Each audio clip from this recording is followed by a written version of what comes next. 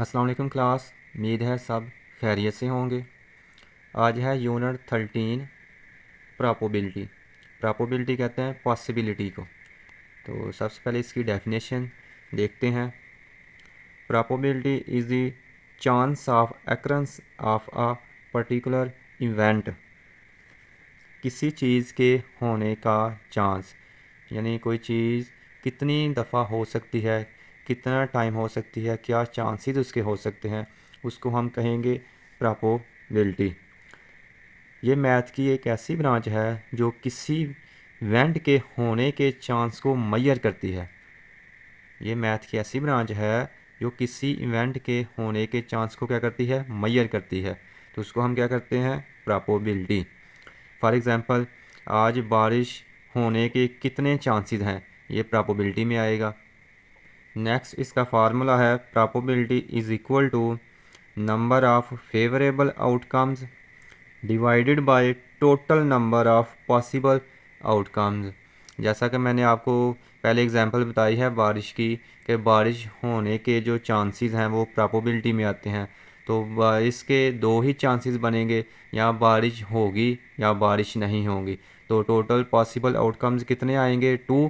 तो 2 यहाँ पे आ जाएगा। अगर मैं कहूँ इसमें से आप एक फाइंड करें या एक बताएं, तो वो फेवरेबल आउटकम में आ जाएगा। इस फार्मूले को आप इस तरह भी राइट कर सकते हैं, P of A is equal to N of A divided by N of S. P of A is equal to probability of an event A. जो आप इवेंट कर रहे हैं उसको उसने ए का नाम दिया है, आप कोई भी नाम दे सकते हैं। उसके बाद है n of A is equal to number of favourable outcomes, और n of S is equal to total number of possible outcomes. यहाँ पे जो एन गिवन है इसका मतलब है टोटल नंबर ऑफ़ चांसेस, यानी टोटल नंबर ऑफ़ वैल्यूज़, यानी कितनी वैल्यूज़ आएंगी। इसके बाद प्रोबेबिलिटी के कुछ बेसिक कॉन्सेप्ट हैं, जिसमें सबसे पहले आ जाता है experiment. Experiment the process which generate result. ऐसा प्रोसेस जिसकी मदद से रिज़ल्ट को जनरेट किया जाए उसको हम एक्सपेरिमेंट कहते हैं।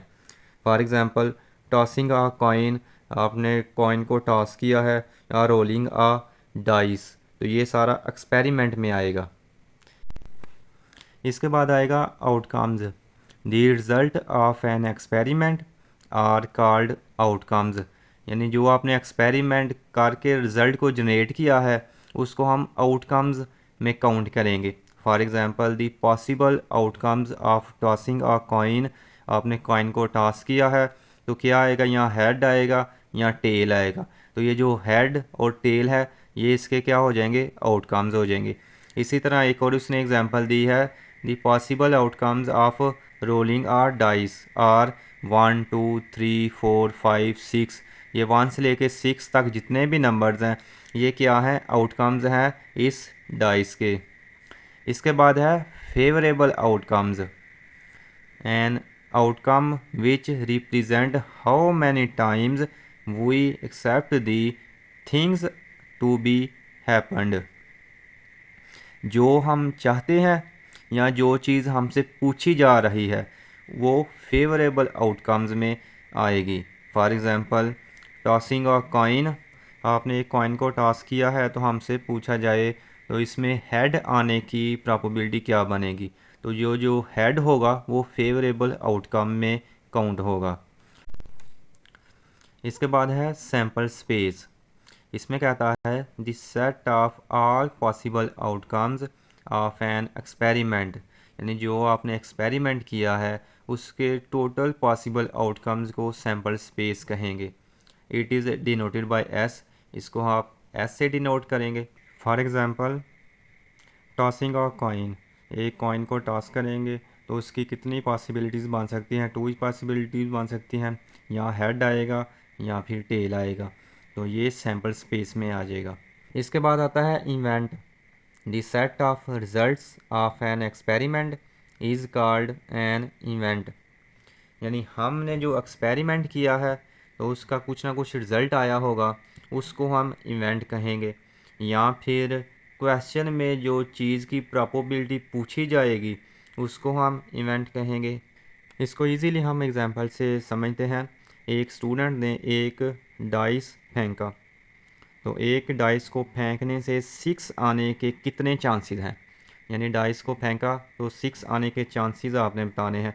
तो ये जो 6 है ये एक इवेंट है और इस इवेंट को प्रोबेबिलिटी से हम इजीली सॉल्व कर सकते हैं।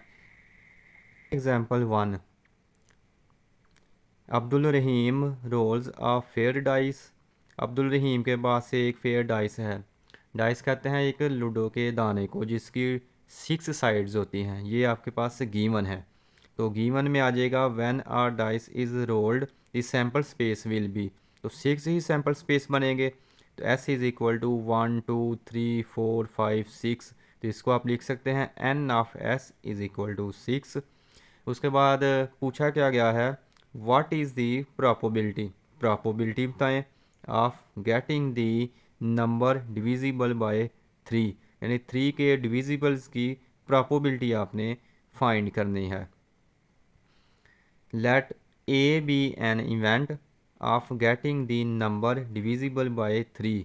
तो यहाँ पे 3 के डिविजिबल कौन से हैं, एक 3 है और एक 6 है, यानी 2 डिविजिबल हैं। तो यहाँ पे क्या आ जाएगा, n of A is equal to 2। तो पीछे हम फार्मूला पढ़ चुके हैं, P of A is equal to N of A over n of S. Values put करेंगे तो ये आ जाएगा 2/6।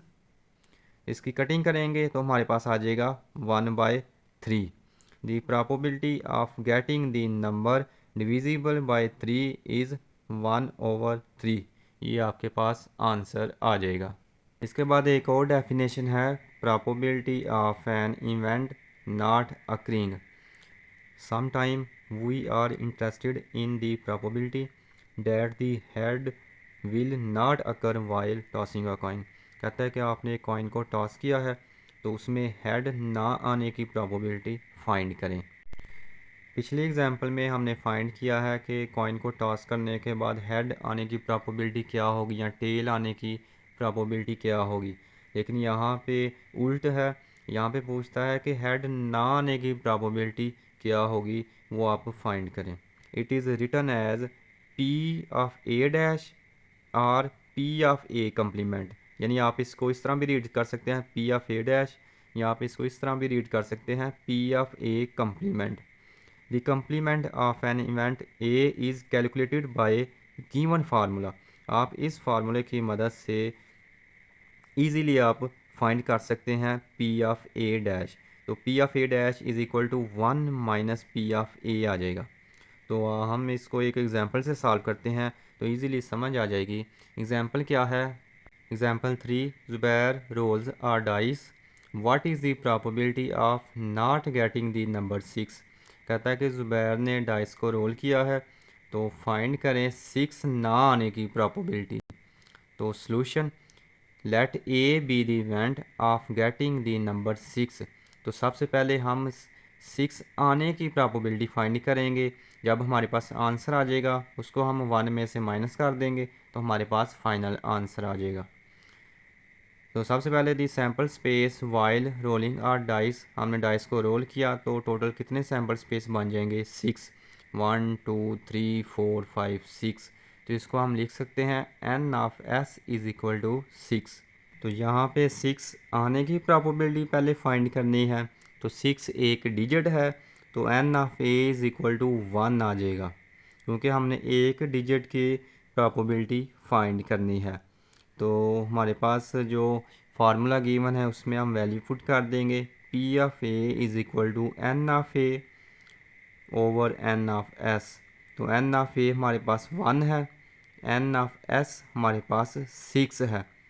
तो हमारे पास जो 6 है वो आने की प्रोबेबिलिटी क्या बनेगी, 1/6।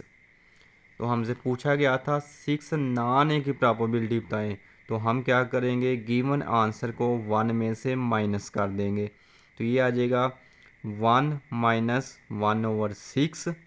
तो इसको हम सिंप्लीफाई करेंगे तो हमारे पास फाइनल आंसर आ जाएगा 5/6। Thus, the probability of not getting the number 6 is 5/6। आज के लेक्चर में हमने चैप्टर 13 प्रोबेबिलिटी के चंद कॉन्सेप्ट, इसकी डेफिनेशन, इसका फार्मूला रीड किया है। इसको आपने रिवाइज करना है और जो हमने एग्जांपल्स सॉल्व की हैं इनकी आपने प्रैक्टिस करनी है। बाकी इंशाल्लाह नेक्स्ट लेक्चर में हम इसकी एक्सरसाइज सॉल्व करेंगे।